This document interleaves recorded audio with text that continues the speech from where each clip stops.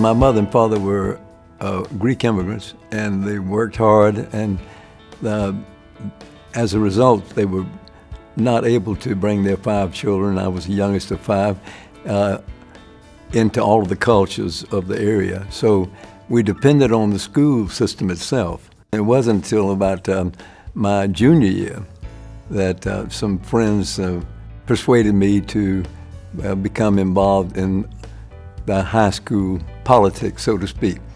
As a rising senior and in my junior class, I announced for the president of the senior class.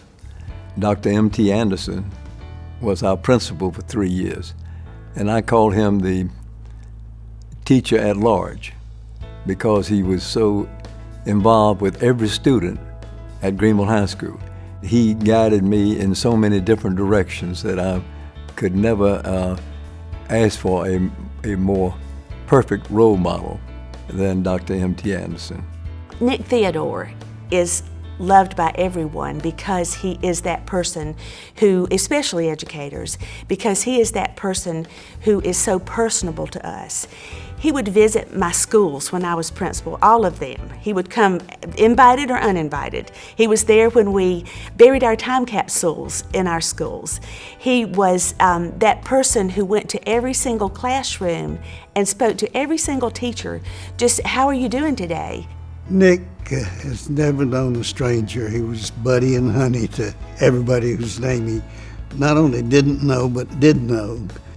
And I was president of the JCs in 1956, and the president could appoint his own secretary. So I appointed Nick my secretary. And I'm happy to say I was his mentor to a certain extent. Nick lived by the JC Creed that service to humanity is the best work of life. Everything he did was that with that creed. He was president of South Carolina JCs at one time, very active in that organization, and still lives what he believes.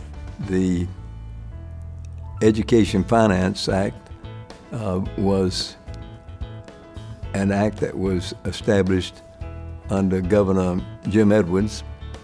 I was the principal author of the bill and also floor leader in the House of Representatives. And we were, in one day, were able to pass this mammoth legislation and moved it over to the Senate. And it was a little bit more difficult over there, but we finally were able to get it passed through the Senate and then signed by the governor into law.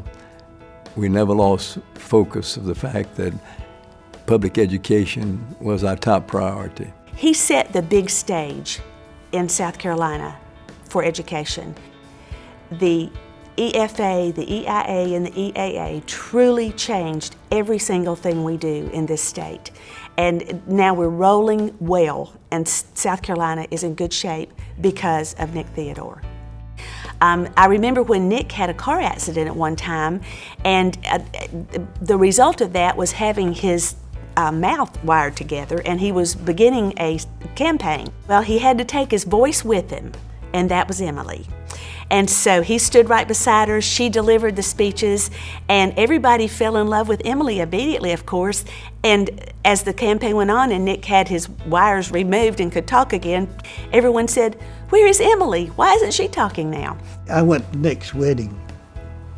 It was in Savannah. It was first Greek wedding I ever went to, and they had a big party on Friday night. The wedding was on Saturday, and they had 2 bands that played. When the music started, it didn't stop. I mean, as soon as one stopped, and if you've never seen a room full of Greeks dancing, it's a sight to behold. It was dangerous for non-Greeks to get out on the dance floor.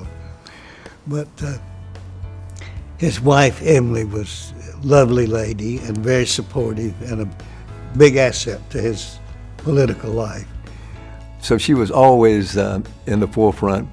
In fact, I would joke quite often, some of my friends would call and they would want me to come from a function. They said, "Well, if Emily can't come, send Nick."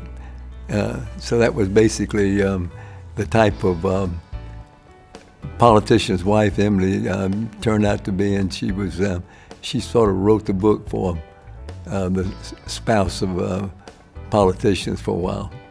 Each one of our campaigns, and we had many of them, she would make a Theodore's Tasty Treats, and we would have maybe 20 to 30 recipes in each one of those. And you'd go to a garden club or to a safety meeting or something of that type, and they'd say, well, we don't allow any literature, and I'd say, well, certainly not. But I do have these cookbooks. Oh, by all means, let's pass those around.